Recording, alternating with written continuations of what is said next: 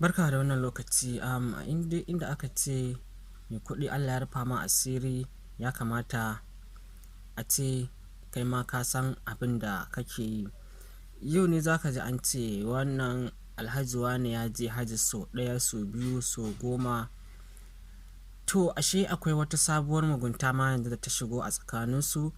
Bacin waɗansu suna ba da zakkar, amma ba ta inda 'yan uwansu za su mora ba, kamar misali maƙota ko kuma wasu da ake cewa a na waje. Za ka dunƙule kuɗi maƙudai, ko da biyu ne ka raba, ka ba wannan ka ba wannan, yanda za ka ga su ma zuwa shekara mai zuwa sun sami madafa suna taimakawa waɗansu. To na ji a jiya, kusan ina ɗan jin rediyo wasu lokutan.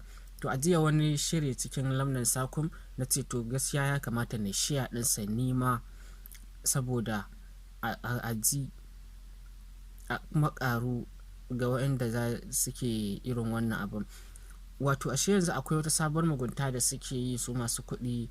Madadin sun ga kai misali maƙocinsu ne ko ɗan unguwarsu ne ko kuma dai waye, to a madadin su ɗauke ka su baka kuɗi na zakka lokacin zakka maƙudai, waɗanda kai ma za ka dafa ka haye ka kai gaci, to ashe sai su dunƙule kuɗin nan, sai su ce sun biya wa mutane 10, mutane 15, mutane 20 sun biya musu kuɗin hajji.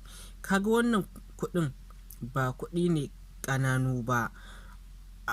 Mutum ɗaya ma ka duba yanzu, mutum miliyan nawa ne ake zuwa hajjin nan. To a ce an dunƙule shi guda ɗaya an baka a matsayinka na ɗan gidan haya, kana ƙanaka, duk sanda za ka Allah iwaye garinsa sai ka fita ka nemo, sannan za a samu a kai baki. To sai a ce ai an ɗauke ka za a kai ka haji da kai da wance da wani, an ibi kamar guda ku 10 ko 15 za a kai ku haji.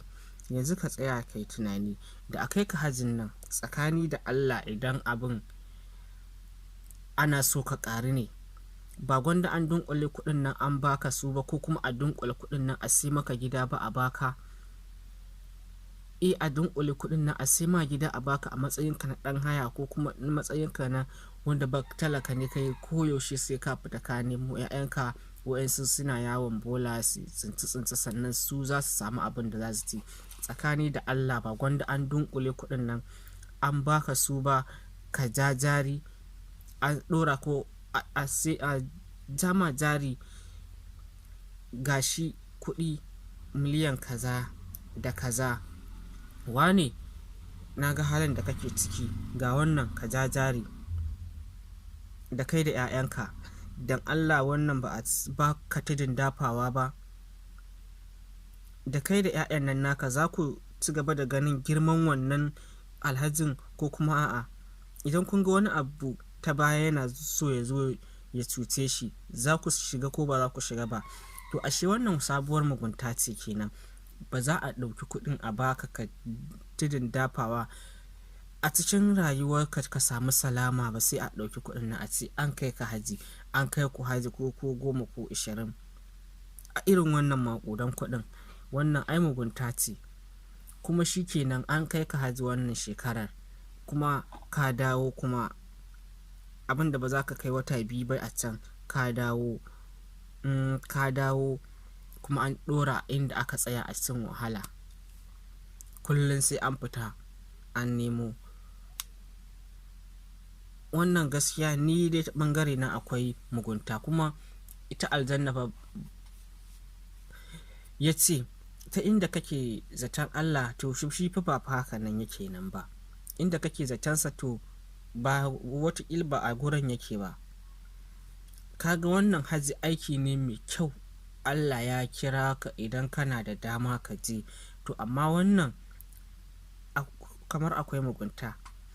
Ya kamata masu kuɗi a kula, kuma maƙota ku kula. Inda hali an ka samu wannan, idan ka ga babu barazanar za a janye bacin ka yi wannan magana, ya kamata kai magana a ce a'a, a ko da rabin kuɗin ne a baka ka dafa ka samu tudun dafawa. Wannan shi ne. Masu kuɗi a daina mugunta ga talakawa, 'yan uwanku ne, maƙotanku ne kun sani. To wannan gaskiya mugunta ce. A ta ɓangare na kenan, ban san ta ɓangaren wasu ba. Sai an jima mu huta lafiya.